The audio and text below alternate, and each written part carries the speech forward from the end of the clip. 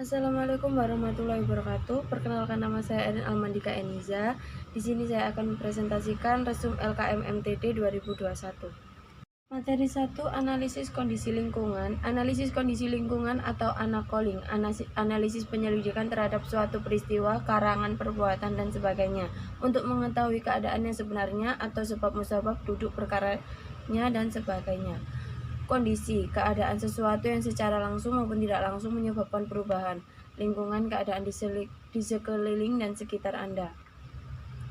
Tujuan anakoling mengidentifikasi A. Faktor penghambat dan pendukung kegiatan, B. Kondisi suatu lingkungan menentukan prioritas, C. Potensi positif menunjang kegiatan. Perumusan gagasan awal. Tujuan menetapkan gagasan awal yang sesuai dengan hasil analisis kondisi lingkungan secara kreatif dan efisien berbasis realita. Kriteria gagasan awal: 1. Menarik, 2. Fasilitas atau dukungan ada, 3. Penting, 4. Mudah, 5. Murah. Pertimbangan pilihan kegiatan dalam organisasi kriteria: 1. Penting mendesak, 2. Tidak penting, 3. Mendesak, 4. Penting tidak. 2. Rencana kerja dan kepanitiaan. Tujuan materi ini Anda dapat memahami pentingnya rencana kerja dan kepanitiaan sebagai instrumen perencanaan dan manajemen dalam rangka mencapai tujuan dan program-program organisasi. 2. Anda memiliki keterampilan dasar dan menyusun rencana kerja dan kepanitiaan.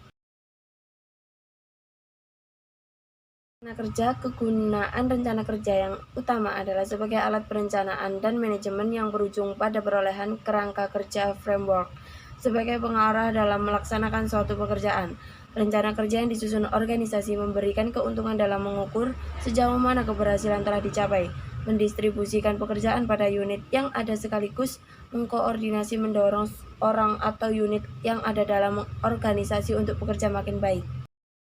Rencana kerja hampir serupa dengan proposal, perbedaannya adalah rencana kerja didasarkan pada suatu proyek dilaksanakan dalam segmentasi waktu dan kegiatan suatu proyek atau program itu sendiri. Oleh karena itu, tujuan dalam rencana kerja harus finite, tetap dan dapat diverifikasi.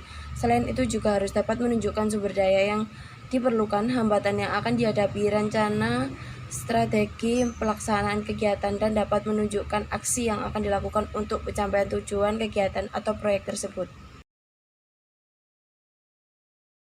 Variasi dan model dalam menyusun rencana kerja.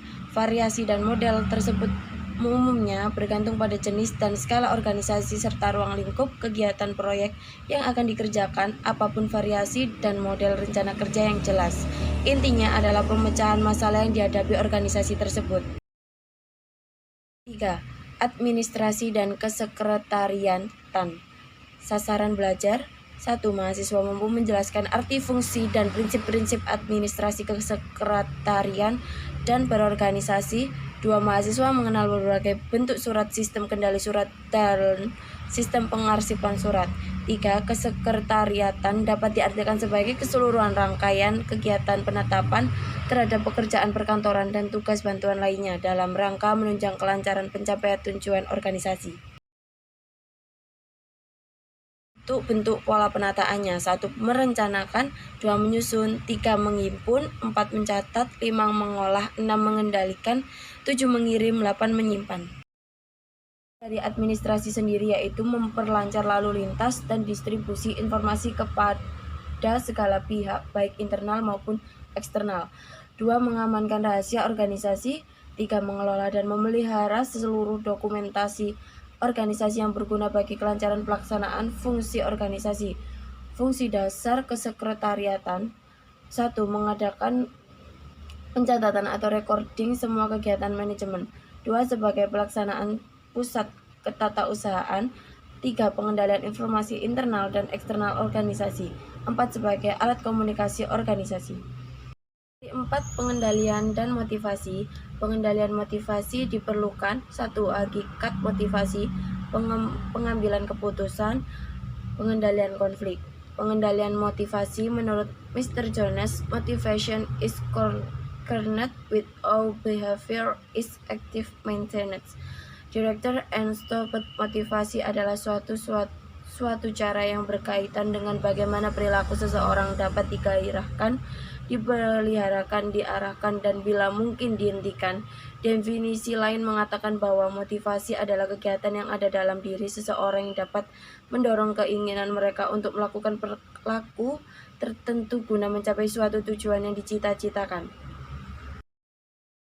Motivasi sangat diperlukan bagi seseorang karena seseorang bertindak kalau ada faktor pendorongnya. Faktor pendorong tersebut ada yang menyebut dengan istilah wish, keinginan, drive, dorongan, urge, desakan, need, kebutuhan, maupun motivation, motivasi.